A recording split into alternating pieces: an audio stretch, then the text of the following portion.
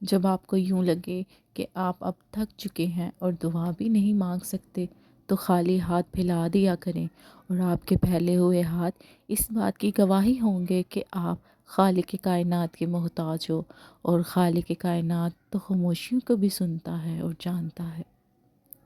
جب عقل پہ پردہ پڑ جائے تو سمجھانے والا آدمی سب سے برا لگنے لگتا ہے۔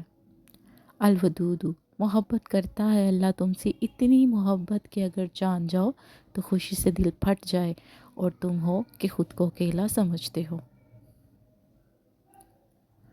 دیری میں بہتری، انتظار کی اذیت کے بعد ہی تو یعقوب علیہ السلام کو یوسف علیہ السلام سے ملوایا گیا تھا۔ جسے سزا سمجھ رہے ہو اس دیری میں تمہارے لیے بہتری ہی تو چھپی ہے۔ کن کی منزل، دعاؤں سے تقدیر کے رخ موڑ دیے جاتے ہیں۔ تم خالی ہاتھ کبھی نہیں لوٹائے جاتے، بلکہ تمہاری طرف تمہارا یقین تمہیں کن کی منزل تک لے جاتا ہے، ایسی منزل جہاں صرف موت سے ہی تو ہوتے ہیں۔ غیر محرم پر یقین، غیر محرم پر بھروسہ عورت کی سب سے بڑی بے وقوفی ہے۔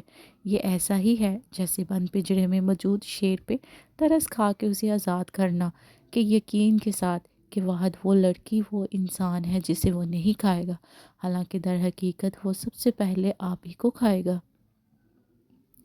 تہجد کی کہانی، اگر تہجد میں سورہ یاسین پڑھ کے دعا مانگی جائے تو وہ دعا بھی انشاءاللہ قبول ہوگی، کیونکہ اسے 3 دل ملتے ہیں: رات کا دل، قرآن کا دل اور انسان کا دل، اور 3 دلوں کا ملنا قبولیت کا سبب بنتا ہے۔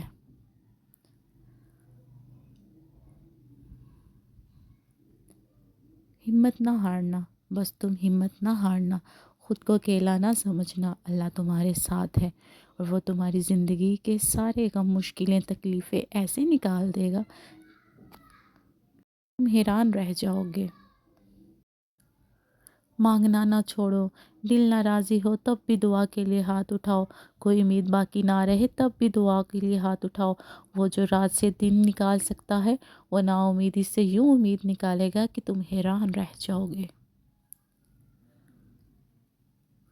اداس مت ہو، اللہ سے مانگنا ہر کسی کے نصیب میں نہیں ہے۔ اگر تم مانگ رہے ہو تو یہ اللہ کی دی ہوئی توفیق ہی تو ہے، تو پھر اداس مت ہو، جس نے توفیق دی ہے وہ بہترین وقت اور قبول پہ ضرور کرے گا۔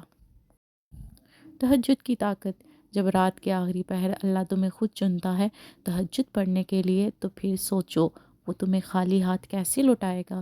اس لیے جب بھی رات کے آخری پہر آنکھ کھلے تو اسے بے وجہ مت سمجھ لینا، اس کا مطلب اللہ تم سے تہجد میں ملاقات کرنا چاہتا ہے۔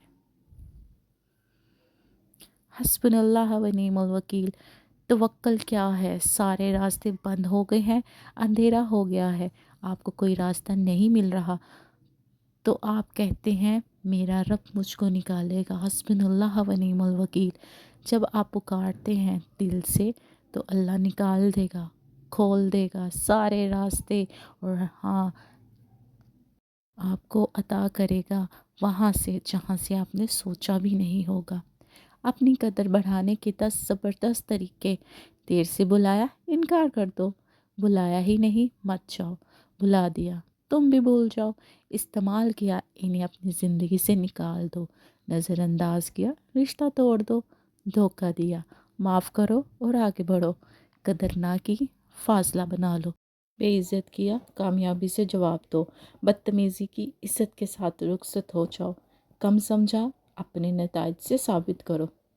مکافات عمل دستک نہیں دیتی اور نہ ہی کسی در کے کھلنے کا انتظار رہتا ہے، تو جہاں بھی جاتی ہے اپنے دروازے کھول لیتی ہے۔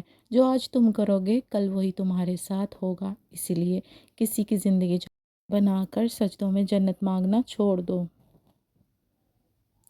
خدا کی لاٹھی، کچھ لوگ انسانوں کے سمجھانے سے نہیں بلکہ اوپر والے کی لاٹھی کھانے سے ٹھیک ہوتے ہیں۔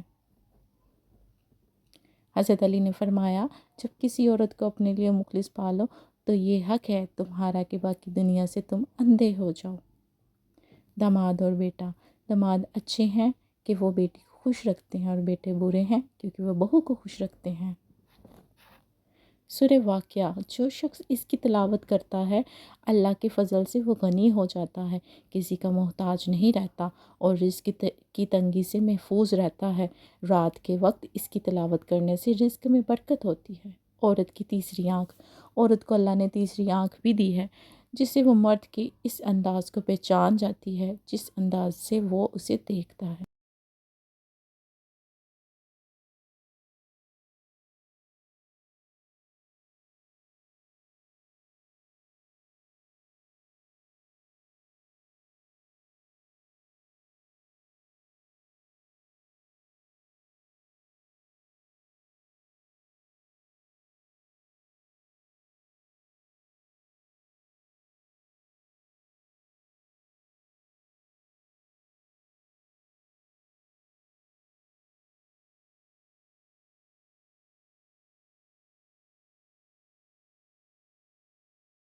صاف دل کی 5 نشانیاں: بہت جلد جذباتی ہوتا ہے، اس کا غصہ تھوڑی دیر کے لیے ہوگا، وہ ہر رشتہ دل سے بنائے گا، وہ بہت حساس ہوگا، وہ چھوٹی چھوٹی باتوں پہ ناراض بھی ہوگا۔